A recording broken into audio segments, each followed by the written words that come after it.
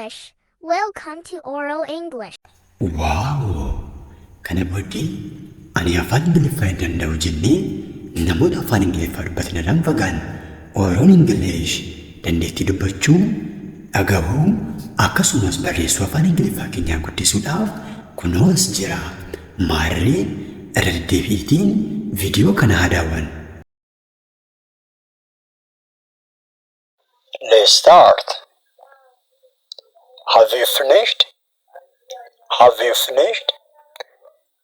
Xumurteetta yookiis xumurtaniittu jechuu yoo barbaanne afaan Ingiliffaatiin gocha kenname tokko yookiis hojii kenname tokko waan akkamiyyuu haa ta'u raawwattaniittu hoo jechuu yookiis xumurtaniittu jechuu barbaanne have you finished? Have you finished? Have you finished? jechuu dandeenya jechuudha.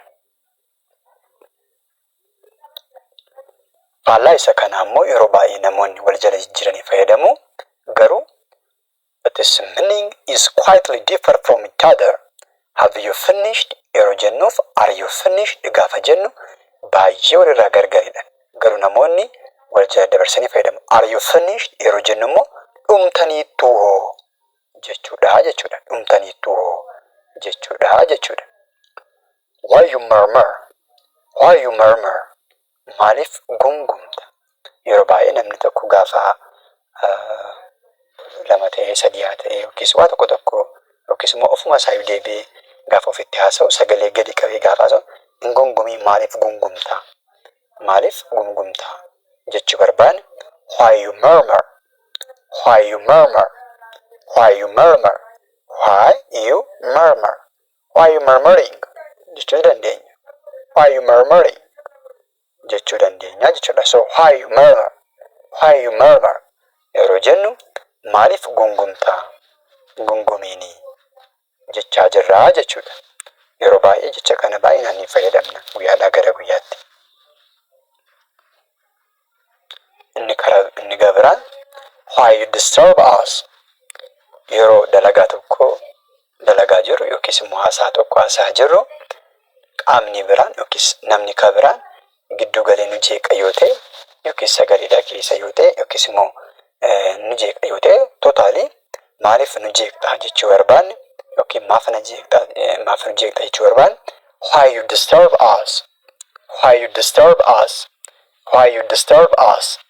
jechuu dandeenya jechuudha. Maaliif nu jeeqxa jechaa jirraa jechuudha. So dalagaa xumurtaniittu jennee nama gaafachuu yoo barbaanne afaan Ingiliffaatiin maal akka jennu put it in the comment.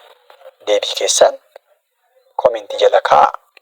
Dalagaa xumurtaniittu jechuu barbaanne afaan Ingiliffaatiin maal akka jennu leave your answer in the comment section.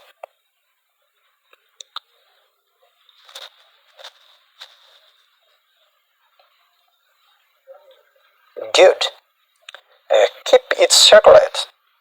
Haasaa tokko nama tokkotti haasofnee yookiis waa ta'e wayii namatti argisiifnee wanti kun icciitii godhi yookiis mistiradha eegi sirriitti hin baasinii qaamni biraan akka hin dhageenye godhi jechuu barbaanne keep it secret.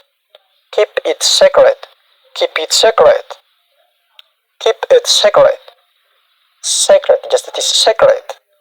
Mistiradha waan ta'e yookiis icciitiidha waan ta'eedhaaf icciitii godhi eegi jechaa jira jechuudha. Yookiis exposing godhiini wanta kana baastee qaama biraa akka dhaga'u hin taasisiin jechaa jira jechuudha. Oral English. Never mind.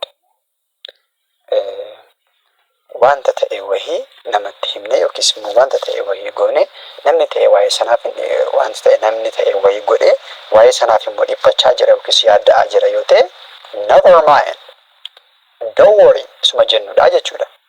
Don't worry hin dhiphatinii yaadda'inii dhiisi waa'ee sana just leave it isuma jechuudha. Kan jechuu feene afaan Ingiliffaatiin never mind.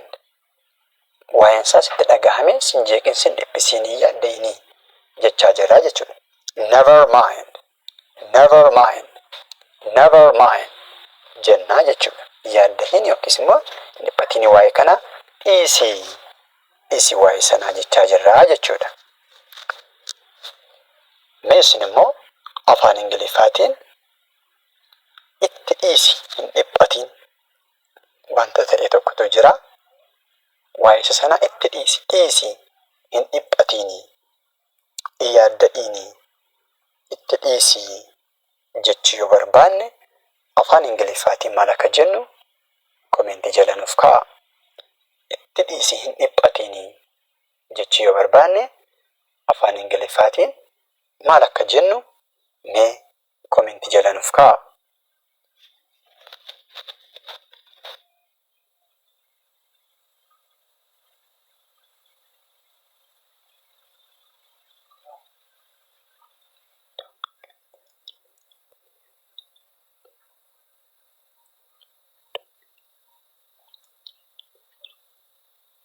Don't get frustrated. Don't get frustrated.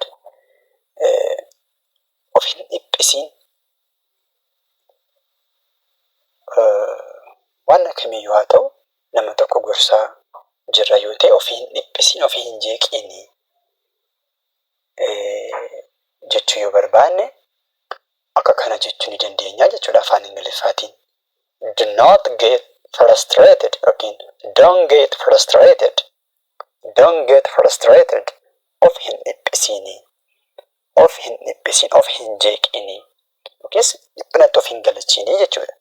Akkasana jennee afaan Ingiliffaatiin nama tokko advice gochuu yookiis gorsuu barbaanne don't get frustrated. Don't get frustrated jechuu ni dandeenya jechuudha.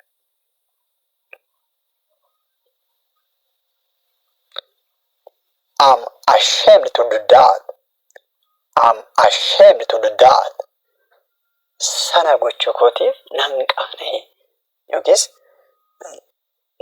na qaanessi sana gochuun koo jechuu yoo barbaanne afaan Ingiliffaatiin akka kana jechuu ni dandeenya jechuudha. I am ashamed to do that. I'm ashamed to do that. I'm ashamed to do that. Sana gochuu kootiif nan qaana'e jechuu yoo barbaanne akka kana goonaa jechuu akka kana jennaa jechuudha. Soosuma kana jijjiiruutiin I'm glad to do that. Sana gochuu kootiif nan gammade jechuu barbaanne immoo I'm glad to do that. Yommuu nan sodaadha kana gochuu barbaanne I fear to do that. Sana gochuu nan sodaadha yoon immoo akkasana jechuu ni dandeenya jechuudha jijjiirre. It is not my business. It is not my business. It's not my business. Kun dhimma koo miti. Wanti kun dhimma koo miti. Haa ta'u hin ta'in dhimma koo miti jechuu yoo barbaanne immoo afaan Ingiliffaatiin it is not my business or it's not my business. It's not my business or it's none of my business. It's none of my business jechuu dandeenya jechuudha. Dhimma koo miti kuni. Wanti kuni dhimma koo miti ta'ee ta'uu baatee akkasana ta'e I don't care that jechaa jirraa jechuudha. I don't care that jechaa jirraa jechuudha. It is not my business. Yookiis immoo inni kun taargeetii koo miti wanta ani barbaachisan miti jechuu barbaanne akka kana jechuu dandeenya jechuudha. Akka isa beektutti haasoftaa jennee nama tokkootiin immoo gargaarsa yookiin ceephoo yoo barbaanne maal akka jennu afaan Ingiliffaatiin komentii jala nuuf kaa'a. Afaan Ingiliffaatiin akka isa beektutti haasaa jirtaam yoo namichi hin beeku akka isa beektutti haasoftaam jechuu barbaanne afaan Ingiliffaatiin maal akka jennu komentii jala nuuf kaa'a.